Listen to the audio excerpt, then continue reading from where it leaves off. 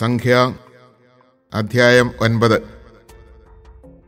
Israel ജനം ഈജിപ്തിൽ നിന്ന് പുറപ്പെട്ടതിൻ്റെ 2-ാം വർഷം 1-ാം മാസം സീനായ് മരുഭൂമിയിൽ വെച്ച് കർത്താവ് മോശയോട് അരുളിച്ചെയ്തു. ഇസ്രായേൽ ജനം നിശ്ചിത സമയത്ത് തന്നെ പെസഹ ആഘോഷിക്കണം. ഈ മാസം 14-ാം ദിവസം വൈകുന്നേരം എല്ലാ നിയമങ്ങളും ചട്ടങ്ങളും അനുസരിച്ച് നിങ്ങൾ പെസഹ ആചരിക്കണം. പെസഹ ആചരിക്കണമെന്ന് ഇസ്രായേൽ ജനത്തെ മോശ അറിയിച്ചു. അങ്ങനെ അവർ 1-ാം മാസം 14-ാം ദിവസം വൈകുന്നേരം സീനായ് മരുഭൂമിയിൽ വെച്ച് പെസഹ ആചരിച്ചു. കർത്താവ് മോശയോട് കൽപ്പിച്ചതനുസരിച്ച് ഇസ്രായേൽ പ്രവർത്തിച്ചു. ശവശരീരം സ്പർശിച്ച് അശുദ്ധരായതുകൊണ്ട് ആ ദിവസം പെസഹ ആചരിക്കാൻ കഴിയാത്ത ചിലരുണ്ടായിരുന്നു. അവർ മോശയുടെയും അഹറോന്റെയും അടുത്ത് എന്ന് പറഞ്ഞു, ഞങ്ങൾ മൃതശരീരം സ്പർശിച്ച് അശുദ്ധരായി. എന്നാൽ നിശ്ചിത സമയത്ത് ഇസ്രായേലിലെ മറ്റാളുകളോട് ചേർന്ന് കർത്താവിന് കാഴ്ച സമർപ്പിക്കുന്നതിൽ നിന്ന് ഞങ്ങളെ തടയേണ്ടതുണ്ടോ? മോശ പറഞ്ഞു, കർത്താവ് തൻ്റെ ഹിതം എന്നെ അറിയിക്കുന്നതുവരെ കാത്തിരിക്കുക. കർത്താവ് മോശയോട് അരുളിച്ചെയ്തു, ഇസ്രായേൽ ജനത്തോട് പറയുക, നിങ്ങളോ നിങ്ങളുടെ മക്കളിൽ ആരെങ്കിലുമോ ശവശരീരം സ്പർശിച്ച് അശുദ്ധരാവുകയോ ദൂരയാത്രയിലായിരിക്കുകയോ ചെയ്താലും അവർ കർത്താവിന് പെസഹ ആചരിക്കണം. 2-ാം മാസം 14-ാം ദിവസം വൈകുന്നേരം അവർ അത് ആചരിക്കണം. പുളിപ്പില്ലാത്ത അപ്പവും കയ്പുള്ള ഇലയും കൂട്ടി പെസഹ ഭക്ഷിക്കണം. പ്രഭാതത്തിലേക്ക് ഒന്നും അവശേഷിക്കരുത്. മൃഗത്തിൻ്റെ അസ്ഥിയൊന്നും ഒടിക്കുകയും അരുത്. നിയമങ്ങളനുസരിച്ച് അവർ പെസഹ ആചരിക്കണം. എന്നാൽ ഒരുവൻ അശുദ്ധനല്ല, യാത്രയിലുമല്ല എങ്കിലും പെസഹ ആചരിക്കുന്നതിൽ നിന്ന് ഒഴിഞ്ഞു മാറുന്നെങ്കിൽ അവൻ നിശ്ചിത സമയത്ത് കർത്താവിന് കാഴ്ച നൽകാത്തതുകൊണ്ട് സ്വജനത്തിൽ നിന്ന് വിച്ഛേദിക്കപ്പെടണം. അവൻ തൻ്റെ പാപത്തിൻ്റെ ഫലം വഹിക്കണം. നിങ്ങളുടെ ഇടയിൽ വന്നു പാർക്കുന്ന പരദേശി കർത്താവിന് പെസഹ ആചരിക്കുന്നെങ്കിൽ നിയമങ്ങളും വിധികളും അനുസരിച്ച് അവൻ അത് നിർവഹിക്കണം. പരദേശിക്കും സ്വദേശിക്കും ഒരേ നിയമം തന്നെ. സാക്ഷ്യകൂടാരം സ്ഥാപിച്ച ദിവസം മേഘം അതിനെ ആവരണം ചെയ്തു. അഗ്നി പോലെ പ്രകാശിച്ചുകൊണ്ട് സന്ധ്യ മുതൽ പ്രഭാതം വരെ അത് കൂടാരത്തിന് മുകളിൽ നിന്നു. നിരന്തരമായി അത് അങ്ങനെ നിന്നു. പകൽ മേഘവും രാത്രി അഗ്നിരൂപവും കൂടാരത്തെ ആവരണം ചെയ്തിരുന്നു. മേഘം കൂടാരത്തിൽ നിന്ന് ഉയരുമ്പോൾ ഇസ്രായേൽ ജനം യാത്ര തിരിക്കും. മേഘം നിൽക്കുന്നിടത്ത് അവർ പാളയമടിക്കും. കർത്താവിൻ്റെ കൽപ്പന അനുസരിച്ച് ഇസ്രായേൽ ജനം യാത്ര പുറപ്പെട്ടു. അവിടുത്തെ കൽപ്പന പോലെ അവർ പാളയമടിച്ചു. മേഘം കൂടാരത്തിന് മുകളിൽ നിശ്ചലമായി നിൽക്കുന്നിടത്തോളം സമയം അവർ പാളയത്തിൽ തന്നെ കഴിച്ചുകൂട്ടി.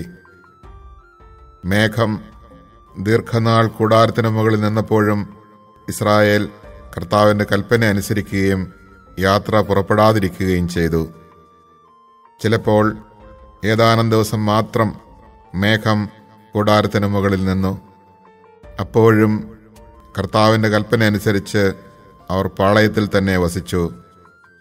അവിടുത്തെ കൽപ്പന അനുസരിച്ച് മാത്രമേ അവർ യാത്ര പുറപ്പെട്ടുള്ളൂ.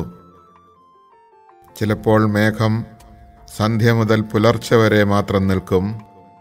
പ്രഭാതത്തിൽ മേഘമുയരുമ്പോൾ അവർ യാത്ര പുറപ്പെടും. പകലോ രാത്രിയോ ആയാലും മേഘമുയരുമ്പോൾ അവർ പുറപ്പെടും. മേഘം 2 ദിവസമോ 1 മാസമോ അതിൽ കൂടുതലോ കൂടാരത്തിന് മുകളിൽ നിന്നാലും അവർ യാത്ര തുടരാതെ പാളയത്തിൽ തന്നെ വസിക്കും. മേഘമുയരുമ്പോൾ അവർ യാത്ര തുടരും. കർത്താവിൻ്റെ കൽപ്പന അനുസരിച്ചാണ് അവർ പാളയമടിക്കുകയും യാത്ര പുറപ്പെടുകയും ചെയ്തിരുന്നത്. അവിടുന്ന് മോശ വഴി നൽകിയ കൽപ്പന അനുസരിച്ച് അവർ പ്രവർത്തിച്ചു. Chapter 9. In the first month of the year following their departure from the land of Egypt, the Lord said to Moses in the desert of Sinai, "Tell the Israelites to celebrate the Passover at the prescribed time. The evening twilight of the 14th day of this month is the prescribed time when you shall celebrate it, observing all its rules and regulations." Moses therefore told the Israelites to celebrate the Passover, and they did so, celebrating the Passover in the desert of Sinai during the evening twilight of the 14th day of the first month, just as the Lord had commanded Moses. There were some, however, who were unclean because of a human corpse, and so could not keep the Passover that day. These men came up to Moses and Aaron that same day and said, "Although we are unclean because of a corpse, why should we be deprived of presenting the Lord's offering at its proper time along with the other Israelites?" Moses answered them, "Wait until I learn what the Lord will command in your regard."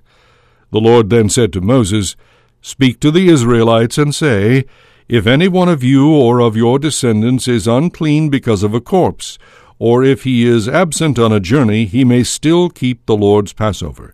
But he shall keep it in the second month, during the evening twilight of the 14th day of that month, eating it with unleavened bread and bitter herbs, and not leaving any of it over till morning, nor breaking any of its bones, but observing all the rules of the Passover.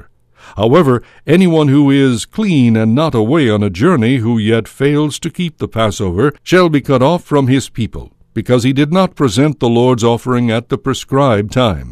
That man shall bear the consequences of his sin. If an alien who lives among you wishes to keep the Lord's Passover, he too shall observe the rules and regulations for the Passover. You shall have the same law for the resident alien as for the native of the land." On the day when the dwelling was erected, the cloud covered the dwelling, the tent of the commandments. But from evening until morning it took on the appearance of fire over the dwelling. It was always so. During the day the dwelling was covered by the cloud, which at night had the appearance of fire. Whenever the cloud rose from the tent, the Israelites would break camp. Wherever the cloud came to rest, they would pitch camp. At the bidding of the Lord, the Israelites moved on, and at his bidding they encamped.